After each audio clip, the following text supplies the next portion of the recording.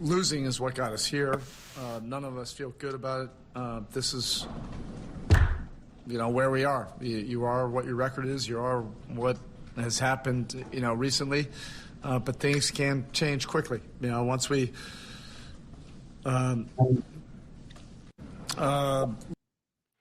Yes, sir. Back on the Losers Lounge, ladies and gentlemen, as the New York Knicks take care of the Portland Trailblazers.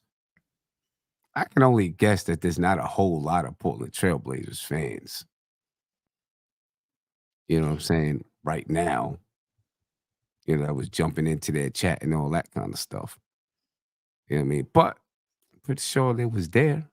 You know what I mean? So, we got some stuff to go on. You know what I Yeah, mean? there's a couple of them. Yeah, Tony, you said you almost feel bad doing the Losers Lounge tonight. Almost. Nah. I told you I'm trying to get 50 of them joints this year. So Yeah, and we might do it. No doubt. We might do it. We might get more than 50 this year. We might get more than 50. Man, the Blazers fans was like, there was it. Throw in the damn towel. Oh man. I don't know. I don't know what the Blazers, man. I don't know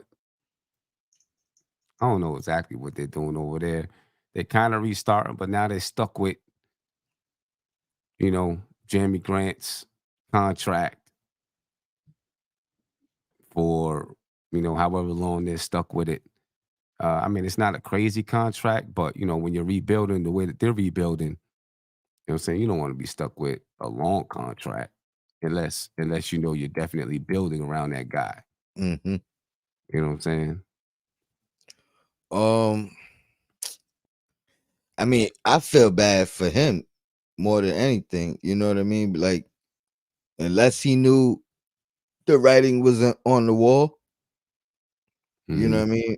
Because remember, they re-signed him not right before, but relatively right before the Dame Lillard trade. At that point, I don't think they were trying to trade Dame.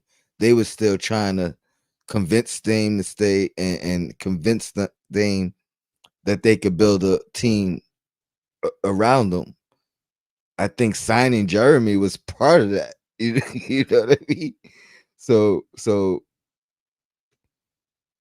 man, I feel more bad for him. That might have been a talking point in re-signing him. Right. I don't think the money he got, he couldn't have gotten elsewhere. Right. You know what I mean? So and didn't he was on Denver prior to that, right? Denver and then Detroit. But all right, yeah. But Denver, remember, he was successful in Denver. They was trying to pay him, and he turned down the money from Denver because he wanted a bigger role. He wanted to have You know what I mean? So it can't be the money part that you know what I mean. Like he probably thought, hey, I could be the number 2 to Dame, or maybe he thought it was a second opportunity to be the number 1 guy. But he didn't do well in that role as the number 1 guy. Right. He learned quick. Yeah, Mookie Wilson said Jeremy Grant makes more than Julius Randle. Think on that. Sweet rebuild. I mean, he does. I'm looking at his salary. He makes 27.5 this year. Then it goes up to 29.7. Then in 25-26 is 32. 26-27 is 34.2. And then there's a player option for 36.4 in 27-28. It's a long contract.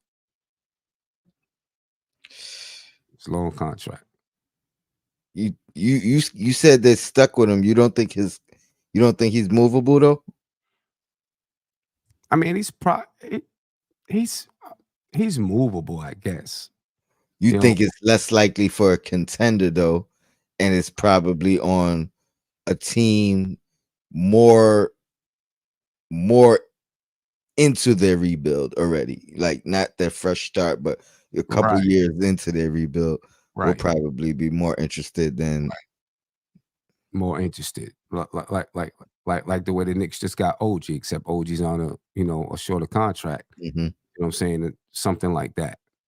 I'm not saying the Knicks, but a team that could use him. I don't. I'm not exactly sure who.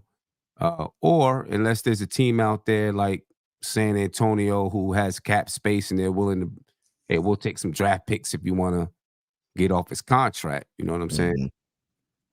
If there's a team like that, but they're probably going to be in the same boat with San Antonio. So why would they give up those draft picks? Exactly. And I mean, and that's when you say stuck with them, that's where it kind of makes sense. You know what I mean? Because it's like, oh, I'd rather keep them and my draft picks than Right. give up draft picks to move them. Because You know what I mean? Like, because my draft picks are going to be getting paid so little, I got to pay somebody the my money. apologies. So, Pardon me, 1 second, son. yeah, no doubt about it. You know what I mean? But yeah, Jeremy Grant, he's making more money than Julius Randle. Portland, just in a bad situation with Jeremy Grant, in my situation, in my thinking. You know what I'm saying? And they got a couple of long contracts for real. Anthony Simons, it's not super long, but he makes 24.1 this year, 24.8 next year, 27.6 and 25-26. DeAndre Ayton, 32.4 this year, 34 next year, 35.5 and 25-26 now.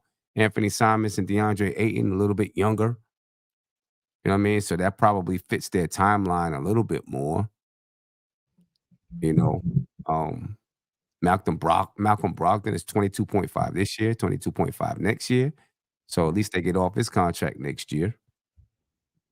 Robert Williams, he's on the books until 25-26. Matisse Thybulle, he's on the books until 25-26. Actually, it's a player option at 25-26. He's picking it up.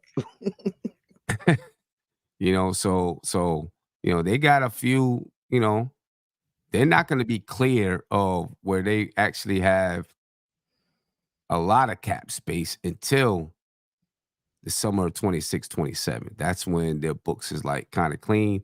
Even though they got Jeremy Grant, you know what I mean? Their books are kind of clean in that year. So, and obviously they'll pick up draft picks and stuff like that. You know what I mean? But yeah, that's How would I don't know. how would you how would you assess um you know how they maneuvered the Dame Lillard trade and because prior to the year everything sounded like, oh man, they flipping Dame like multiple times, you know what I mean? They flipped him, they got Drew, you know what I mean? Flip Drew, got Brogdon, may flip Brogdon. So I guess it's probably tougher for the fan base to kind of accept what's going on, and but from an organization standpoint, maybe it's looked at better. Right. Would you agree with that? Um, yeah, probably. I wonder within the organization if they thought that they were going to shock people and have a competitive team. You know what I'm saying? They probably thought, yo, all right, we bring in Malcolm Brogdon. Anthony Simons is going to step up. We got Jeremy Grant. We got DeAndre Ayton. You know what I'm saying? We got Scoop. Like, we might still be competitive. And now it ends up there. Now, obviously, DeAndre Ayton is hurt. Matisse Thybulle is one of those defensive guys. He's hurt. Robert Williams is one of those guys that, is a defensive guy, rebounder. He's hurt. I think that's exactly what they were thinking because you know what I mean. You look at the defenders on that team. You mentioned those guys, Brogdon, Grant, also I think was a defensive wing. So Mhm. yeah, they probably said our veterans should be able to carry us, to competitiveness while our young guys continue to grow. Right. If I was them though, I'll be honest.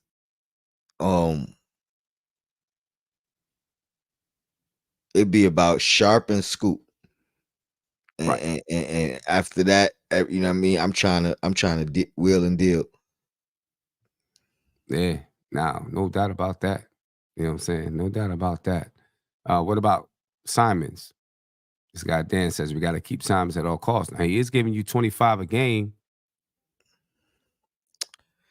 And he I think he's your most valuable asset to move. You know what I mean? I feel like Sharp. Yeah. I mean, it's a gamble, but I feel like Sharp could get there. I'd rather let Sharp and Scoop develop, right? And kind of try to sell high on Simmons. The problem is, I think they gave him a full max, right? I think he's making like 30, 30, Nah, he 35.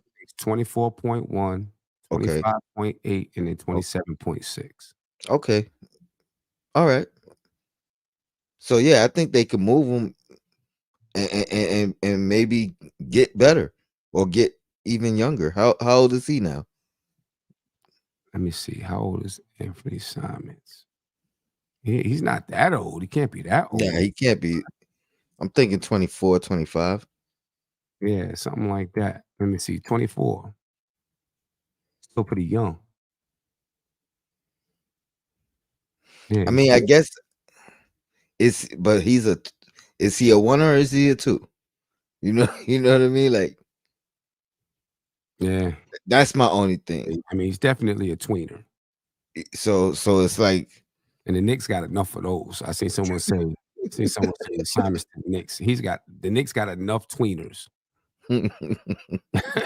Yeah, they don't need another one.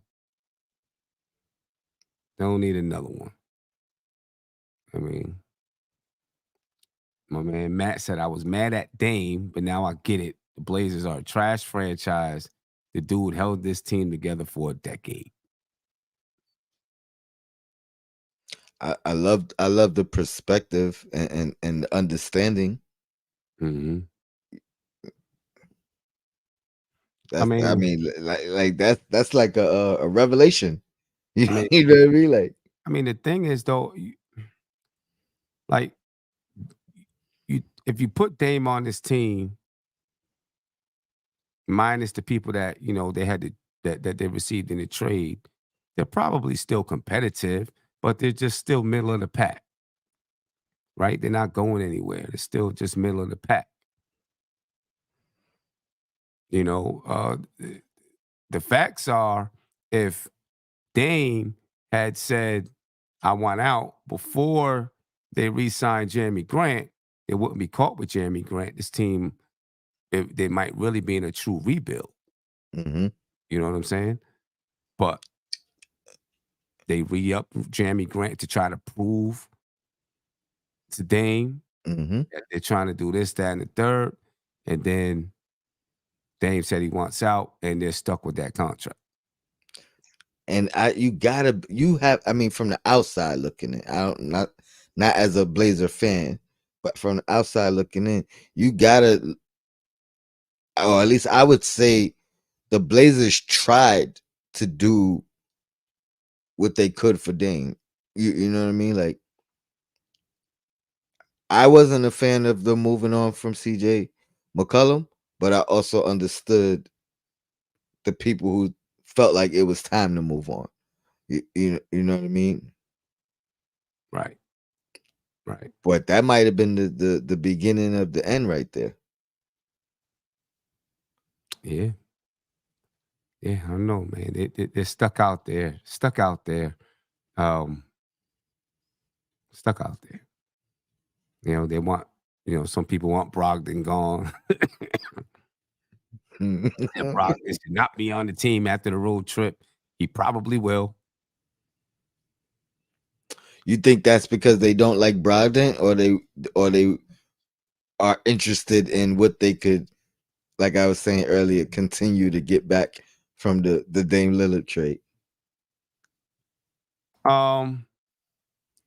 That's probably more about the Dame Lillard trade, really, than just not liking Brogdon, to be honest with you. Or at the same time, it could be like, why is Brogdon starting? We're not winning. We might as well be playing our young guys. It could be that too. Nah, Brogdon didn't start though. Oh, but he was starting, right? I didn't realize he didn't Oh, start I mean, today. I didn't see he the might have beginning. been, but he might have been at some point, but he didn't start today. So who started? It was Scoot Henderson, yeah, Scoot wasn't starting before. right? So that was the change. Yeah, And maybe that's, all right, we're not winning. Let me, you know what I mean? Let me make the adjustment. Maybe that was the coach's adjustment. But Scoot was coming off the bench. okay, yeah. I mean, they're not happy with Chauncey Billups either. Every show is fire the coach. Carlos, all they're running is ISO ball. This ain't gonna work. Y'all think they will keep Chauncey to the end of the season? He's another one I feel sorry for. He didn't sign up for this. Right. He did not. He did not sign up for this. And now he gotta make do and figure out like what, because obviously he signed up to coach Dame. Mm-hmm. And not saying they was gonna win, but he was expecting to win games and be competitive and fight for fight in the playoffs, fight for a championship. So, you know what I mean? Now beyond his control, front office and Dame, you know what I mean, mutually, whatever. But that's not what he signed up for. And it's a tough it's a tough position to be in as a coach, knowing that you're on the chopping block. So I don't want to play Scoop and lose, you know what I mean? Like wait for him to mature and develop, da da da da. Meanwhile, my job is on the line night in and night out. Right. I'm gonna play Brogdon. You know what I mean? I'm gonna play these vets. I'm gonna try to win games. And then you get to a certain point where you still not winning the games. Now you gotta make that adjustment. You know what I mean? You gotta play the young guys. The season's done with. Mm-hmm. And yeah, it's a tough decision. Tough spot. He's definitely in a tough spot, man. No doubt about it. He's in a tough spot. Shout out to Chester for the $10 PayPal. Definitely appreciate you, my brother. Thank you. We appreciate you. Tough spot. MK said, tell Chauncey to run some offense. The worst coach in the NBA. I mean, I don't think Dollar there's a chance to see what he do yet, though. You know what I mean? I'm sorry. Nah, I agree. Like he should have a fair window of like safety. You know what I mean? Like from the front office and the respectable fans or the knowledgeable fans to understand. Again, this is not what he signed up for. Give him a chance to adjust, because you know what I mean? Like he didn't know this is what it was gonna be. Right. Yeah. And dollar for dollar, the worst coach in the league has to be the highest paid coach with the longest losing streak of history. Yeah, you know what I'm saying? Greg said that he's still demonetized. Yeah, still demonetized. You know what I mean? I can't reapply until later on this month, so we'll see what happens then. Appreciate you for asking. It's almost over, Sam. Fingers crossed. Hopefully.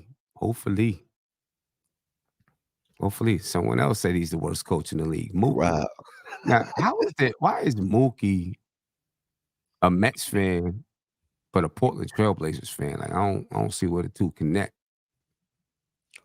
Or he's a Knicks fan trying to make the losers loud. Make the losers loud or something. I don't know. Like, what's going on? Respect if that's what it is.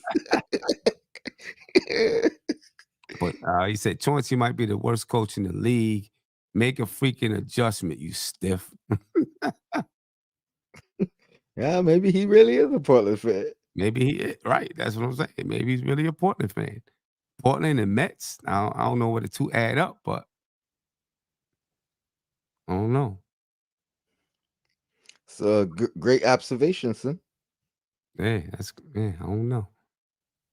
CF said, not a Chauncey fan, but once your team starts regularly getting beat by 30, blame goes all around the team, not just the coach. That's true. Right? But that also means that you've lost the players ain't listening to you. You lost their attention. You know what I mean? That means you lost their attention. They're no longer listening to you. And you don't got the locker room. That means it's time for a change. You know. I don't know how. You know, sometimes you go through moments where you're getting blown out and you got to get it back together, you know? Two-part question. Mm-hmm. How would you? What would be your assessment with Monty Williams then? Oh, Like not saying blown out, but like that type of losing streak. How do you assess that? You know what I mean? Like where does that blame go? Where's Monty Williams right now? Detroit? Yeah. Where does that go? I mean, Like how much, you know what I mean? How much of that would you say is that coach, or did like he lost the locker room, or I mean, or is it just? I guess the thing, I haven't seen the games to know. I know a lot of them, especially towards the tail end of the streak, the games were a lot more competitive. Right. And I know a lot of those games also they blew leads. You know what I mean? So they be like, I mean, I don't know if it was 20, but they be up by 10 in the fourth and lose. You know what I mean? Right. Up by 15 and lose. Right. So the one thing I will say about that, the losing part, is after a certain amount of lost games like that, you do start playing not to lose instead of playing to win. You know what I mean? And things start seeping in your head when a game gets close, or they tired, or you know what I mean. So it could probably fall a lot more on the players than the coaching. Right. I mean, After a certain extent. Yeah, and like, you know, you got like, are the players playing hard? You know, stuff like that. I think, you know, lets you know if the coach, if the coach still has their attention.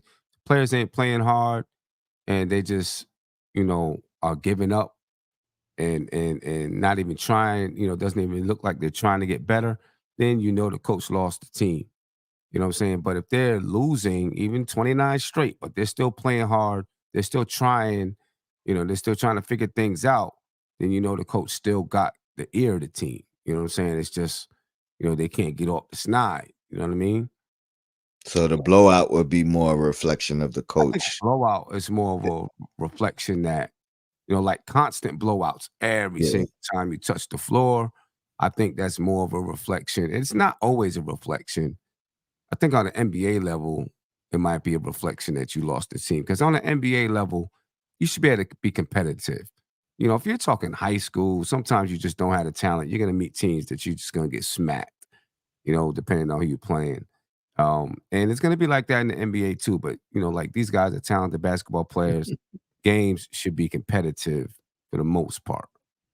You know, I mean, there's going to be nights where you're getting blown out. But in the NBA, if you're getting blown out every single night, that means the guys is just like, whatever, I don't care. You know? I'm sorry, I'm laughing at the chat. Hold up. Kerry Cox, he said, Spurs play hard, Pistons play hard, Blazers simply show up. And you know, if it's like that, then that's when you know probably the coach has lost the locker room. If they're just showing up. Let me go get my paycheck and then I'm out. You know what I'm And saying? then my other question, this is more like with Chauncey. Um, and I don't know if you know the actual answer, but in your opinion, how much does, let's say they fire him, right? Whatever. At the end of the year, how much does this experience hinder him in getting the next job, or do you think organizations look at circumstance, Mm. look at, hey, I know he went there to coach Dame and kind of, Yeah. fix that issue, and he got dealt a whole nother hand. Oh, yeah. I think they do look at circumstance, but then I think they look at circumstance, but also they look at How things like did you handle how the did you cards you were handle dealt? right the cards you were dealt. You know what I'm saying? Did you maximize what you could with this team? So yeah, that makes it tough. That makes it tough. Makes it tough. Rodney said OG Anunoby made 4 threes in 1 quarter. Shake my head only against Portland. So, so far on the Knicks, I guess you could. It's an accurate statement. I would have to Google his Toronto stats to know. Right, right. You know, yeah, man. I'm glad we're no longer in a Portland type of situation. You know what I'm saying? We used to be like the Portland Trailblazers, but we're not now. We're in a good situation. Feels good to be in a good situation with the Knicks. You know what I mean? Feels really good. I'm sitting here watching, kind of checking out this Lakers and Toronto game. The Lakers are up 110, 109. IQ just fouled out. Mm, Yep, he was cooking too. yep. IQ just fouled out the game. I think CBS had Toronto like 12th best in the league now. I ain't gonna lie, Sim. This is, I've heard it from numerous different outlets, like NBA outlets that covered all teams, and this is, they all said this is one of those few trades that both teams win. Yeah. Yeah. I mean, it probably is. You know what I mean? I've been trying to pay attention to what Toronto was doing. Both guys seem to be playing well. And RJ don't got the pressure. Right. Like, he actually has the support. You know what I mean? Yeah. In regards to that, Quickly's in the ideal situation. And neither one of them have to be necessarily the number one option, right? Like they got Barnes to kind of shield them from A little bit. a Right. little bit of the Got Pascal expectation. Siakam too. Yeah, and Pascal. You got Pascal Siakam too. And then of course OG is finding himself in a really good situation hmm with the Knicks. So, yeah, probably worked out for both teams. Mm. Yeah. Kerry Cox said IQ will be a San Antonio Spur next year. Woo, I don't know. him and Wimby. I don't know. I think Toronto's gonna keep IQ. I think they're gonna try. I think they're gonna try to keep him. Yep. I think they will. Yeah, I mean, I know they have Schroeder, but I mean IQ came in and he starting right away. hmm You know what I'm And I saying? actually I heard they like Schroeder in that backup role. Yeah. You know what I mean? So, it might work out for IQ in Toronto. You know what I mean? And of course RJ is from Canada, so Scotty Barnes, they move on from Pascal Siakam, get another young guy in there. They got something rolling. Shoot, they might have to move on from Purdle too. Yeah, they might. They might. They might. Yeah, The Spurs don't want him no more. They right. stole him from the Spurs. The Spurs is like, thank you. For I real. mean, he's still a good player. He probably now he got to go to one of them veteran teams. Yeah. Yeah. It looks like IQ got hit with a flagrant because he was going to the basket and his elbow hit Cam Reddish. Cam just shot 2 free throws. Looks like he shot 2 and getting the ball back or something. So I think it must have been What's that game on? so. I'm just checking it on League Pass. Oh, okay. Yeah. Yeah. Well, anyway, Tom. Yeah, it's a short one. They wasn't too engaged. Yeah. They they was in there, but it was a lot of fire Billups. I ain't want to have it on there 10 times, but you know what I'm saying, right? Yeah, no doubt, man. But it's almost 1 o'clock in the morning. I'm gonna grab something to eat, go to sleep. Got meetings all day tomorrow, so 5-0.